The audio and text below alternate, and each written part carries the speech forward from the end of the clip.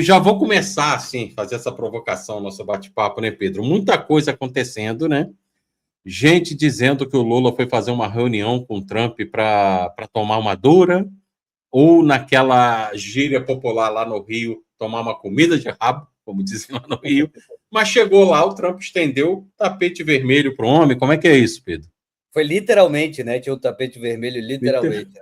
Ele estava lá bonitinho, esperando o Lula sair, dá até para fazer bons memes em relação a isso, ele saindo do carro e o Trump lá esperando ele, etc e tal. Disse, eu vi uma notícia de que isso aí não foi público, mas que ele recebeu um I love you do Trump, e foi o contrário, que o Bolsonaro que fez I love you pro Trump, e o Trump estava fazendo I love you pro Lula. Tem a dinâmica de que aparentemente, possivelmente, né? Eu vi uma discussão a respeito disso, que tinha blogueiro tentando entrar na comitiva de imprensa para fazer sacanagem com o Lula, e ele rearticulou a ordem das coisas, e para que ele não pegasse aquela coletiva de imprensa, para que fizesse a coletiva posteriormente, após a discussão. E no fim da discussão, o Trump falou que o Lula é dinâmico, né? O cara muito dinâmico e que gosta muito do Lula e etc, e etc e tal. E teve aquela declaração do Lula que é muito engraçada, dele falando que ensinou o Trump a sorrir, né? O Trump saiu da foto sorrindo, que ele ensinou o Trump a sorrir.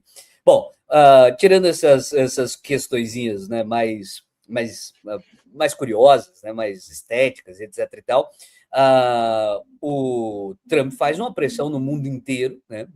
Politicamente ele joga fazendo pressão, pressão, pressão, pressão, e eu acho que é indubitável que o Lula foi um grande articulador, teve uma grande atuação contra isso. Em questões de política interna, que é o que a gente ia debater, lembrando que quando o Trump colocou pressão sobre o governo brasileiro, o possível candidato a vice na época, Tarcísio, disse que era para já chegar dando alguma coisa para o cara e etc e tal. E o Lula, fazendo de outra forma, fez o que fez, e o que demonstra os resultados até agora é que em política interna ficou feio para o Tarcísio, né?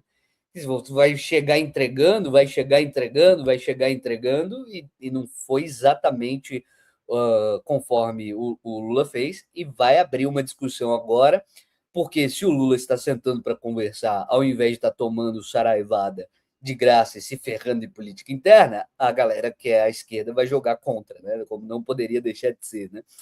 E vai aparecer discussões sobre que o Lula está entregando, que as terras raras isso, que que a aliança com o Sul Global aquilo, e etc, e etc e tal.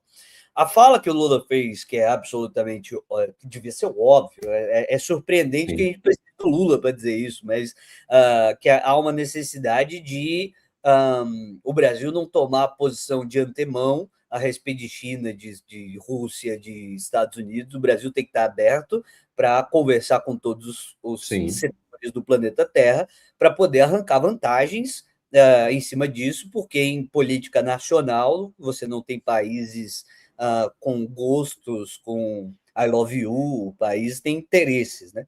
E aí o representante do Estado tem que representar os interesses do país, né?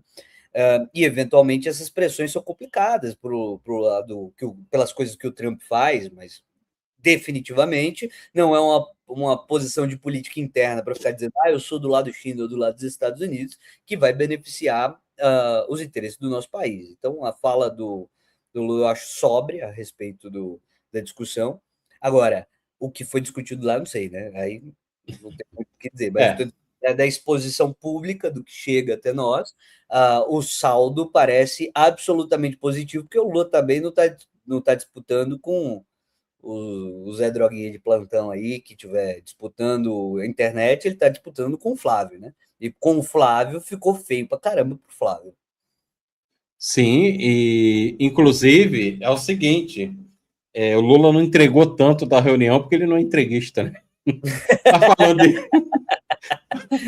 Justo. mas falando em entreguismo, Pedro, está se criando uma narrativa que, a meu ver, é perigosa e fantasiosa de que essa reunião teria sido né? É especulação, isso é normal, né? Como não se sabe o conteúdo, o teor geral da reunião, então vai se criando, vai se conjecturando e vai se criando possibilidade.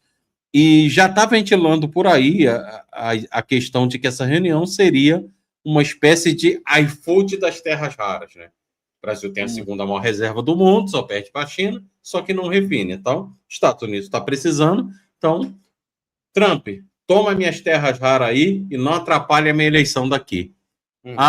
E aí já está se criando, mas o Lula não está apoiando a Terrabras. Mas aí eu te pergunto, será que isso realmente tem lastro na realidade? Porque assim, será que hoje a correlação de força que a gente tem lá no Congresso, ela teria condição da gente aprovar, por exemplo, uma estatal de refino de terra rara, a tal Terrabras, por exemplo? Além da questão do apoio político, eu acho que as pessoas falam muito por princípio dentro da internet, né? Da necessidade de ter exatamente uma empresa pública. Teria muitas discussões a serem feitas do ponto de vista técnico, do que eu claramente não domino, né? Se você fosse falar de uma Terrabras, seria interessante que ela fosse uma sociedade de economia mista, ou se fosse uma empresa pública, qual seria a função especificamente dessa empresa, o que ela faria, o que ela produziria, qual seria o tipo de parceria que a gente teria. Isso tudo eu não tenho nenhuma condição técnica para debater, né? Qual seria a complexidade de um elemento desse. Eu acho muito exaustivo que as pessoas cobrem do Lula, não que ele governe, mas que ele faça frases, né? Que ele fale coisas. Eu acho que isso é mais temerário nessa situação toda do que qualquer outra coisa. Porque, veja bem, supondo, eu não sei, estou dizendo que isso é legal, não estou dizendo que isso é bom, mas vou supor várias coisas.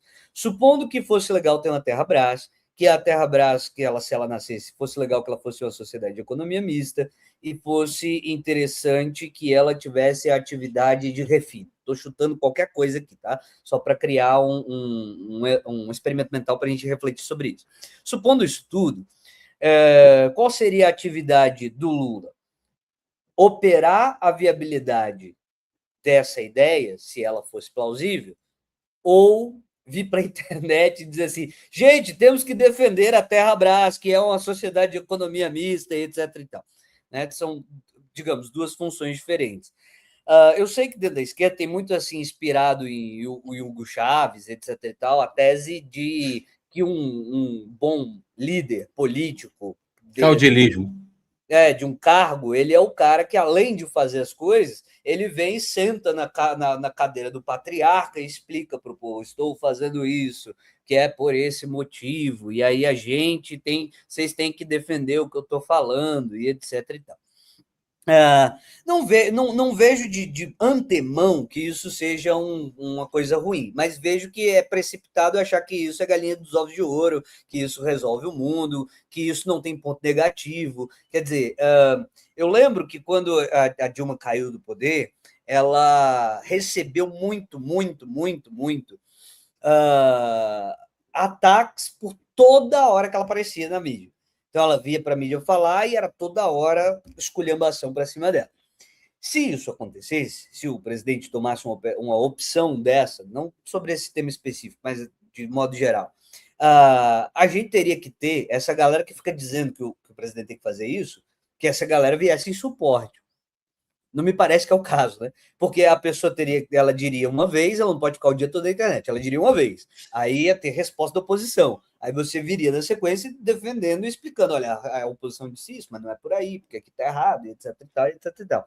Então, se o Lula fosse fazer alguma coisa dessa, ele teria que ter um aparelho muito grande, quer dizer, teria que ter uns 15, 20, 30 Adriano na internet, com um tamanho de 100 mil, 200 mil, 300 mil, para toda hora que fosse dita uma coisa, ia ter resposta e ia ter que ter tréplica. Né? Um sistema desse eu acho que seria fundamental para acontecer uma opção dessa.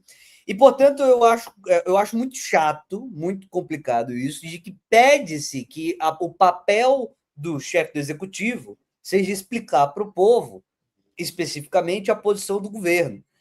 Isso fragiliza, em muitos aspectos, muitos projetos. Se você é uma pessoa, né? O Lula não é exatamente um deus, ele é um cara, um ser humano. Então, assim, se o Lula vai explicar alguma coisa e explica mal, aí pronto. Aí o projeto que ele não sabe o que ele está fazendo, porque ele não sabe o que ele está falando, etc. E tal. Então, tem muitos problemas nesse tipo de posicionamento a priori. Agora, a respeito especificamente da ideia da gente aproveitar esse momento em que tem uma nova fonte de energia, uma nova coisa que possa ser extraída, para a gente pautar o tema de que o Brasil pode usar isso para industrializar um setor, porque também o pessoal também vende tudo que acontece no mundo como panaceia. Então, assim, poderia usar a terra rara para expandir um setor e industrializar o Brasil? Poderia. O governo não vai propor isso? Eu não sei. A galera afirma como assim, a coisa até 2 anos atrás, o Lula mesmo falou isso, que eu achei excelente. Quando ele veio falar sobre esse elemento que estava tomando debate público, ele falou: olha, eu nem sabia o que era terra rara 2 anos atrás. Eu também não sei você, mas assim, em geral, as pessoas não conheciam esse Eu fenômeno. até sabia, mas isso não estava em voga, né? Quando vem em voga, é bom que as pessoas pesquisam mais, né? E eu acho legal que ele tenha dito, eu não sabia. É. Eu não sabia, assim, eu não conhecia esse tema especificamente. Ele falou assim, a terra rara, terra rara. Ele poderia até saber. Mas o lance de falar assim, não tem que conhecer tudo. Então, assim, agora Claro. que o tema apareceu, ele está colocado em pauta, a gente vai discutir esse tema, aí depende de um tempo para sair uma reação, uma fala, uma posição. O pessoal trata como se fosse mesmo assim, 3 pessoas na sala decidem o que vai fazer. Como se isso não tivesse que ser debatido no próprio partido, do Partido dos Trabalhadores, e como se isso não tivesse que ser debatido depois que o partido tem a posição dele, com o resto da sociedade civil. Né? Olha, a gente tomou essa decisão, agora a gente vai. E agora você tem que começar a tratar com os senadores, com deputados, com setores empresariais que vão querer participar do projeto de alguma forma, que vão manter esse capital produzido aqui no Brasil, e etc, e etc, e etc. Né? Então, eu acho que na internet é muito chato, porque tudo é muito simplificado. Né? Então, você chega com a questão e você vem com a pressão em cima, pressão, pressão, pressão, pressão. Em certa medida, eu acho que até é legítimo da democracia, mas como é legítimo da democracia também, a galera responder, né? Explicar que Sim. não é só falar, né? Não é só falar. Então, eu acho que tem um perigo que é maior do que dizer que o PT tem que fazer isso ou fazer aquilo, é o discurso da panaceia. Né? Então, a galera surge um tema, aí o cara se tranca no quarto, fica um mês lá estudando e fala: eu sei, eu acho, eu acredito, eu sei, eu acho, eu acredito, eu sei, eu acho, eu acredito. Claro, se você está trancado no quarto estudando um mês o tema e outras pessoas estão vivendo as suas vidas, quando você vem falar, parece que tu tem a solução para o país, etc. e tal. Eu acho importante, portanto, que a gente tenha sempre a expectativa de que o governo é uma pessoa com a câmera, que mesmo que o próprio líder do governo, no caso o presidente da República, mas o governo, mesmo dentro do governo, não é só o presidente da República, ele tem a posição dele, ele tem um corpo de pessoas com posições que ele vai ouvir. Ele não pode vir para a internet falar e queimar córrego junto com a própria equipe dele, né? Como se o partido fosse só ele, como só ele decidisse, etc. Porque tem essa imagem de que o Lula é uma espécie de semideus. E não é, ele faz parte de uma equipe. Né? E aí as pessoas Exato. desvalorizam a equipe. Eu acho muito triste isso. Muita gente acaba personificando o PT no Lula, que é um erro, né? Concordo com você, o Lula não é um deus, ele só é quase, não, tô brincando. Tá Não, ele próximo. tá próximo. Não, ele só é, uma vez eu vi uma live tua, que eu concordo muito, quando tu falou sobre isso, agora eu não lembro qual foi, que tu tava falando assim, gente, o Lula não é um deus, mas o Lula é um cara foda, e é o maior político que já pisou aqui no... É muito isso, cara, é muito isso. O Lula Eu não é acho um que ele deus, é o claro que maior. não, ele é um ser humano, ele erra também. Agora, ele é o maior, em termos de entrega de resultados, de avanços. Eu estou falando ali de coisa concreta, de coisa palpável, entrega de resultado, desigualdade, índice Gini, coeficiente Palma, mobilidade social. Ele é o maior de todos os tempos, é indiscutível. Né? Apesar Eu dele não ser diria um que deus. né? Eu diria, junto com o Dirceu, que eu vi o Dirceu falando isso hoje, que ele é equiparável, para a gente ter uma noção de grandeza histórica, né? Porque às vezes a gente vê o cara vivo, o cara não é história ainda, porque ele está vivo, né? Mas ele é equiparável a Nelson Mandela. Nelson Mandela. Ele é equiparável a Nelson Mandela. Ele é da grandeza Sim, de, concordo. de personagem que vai marcar, que vai estar escrito nos livros de história, que as pessoas vão contar para os seus filhos, Nelson Mandela.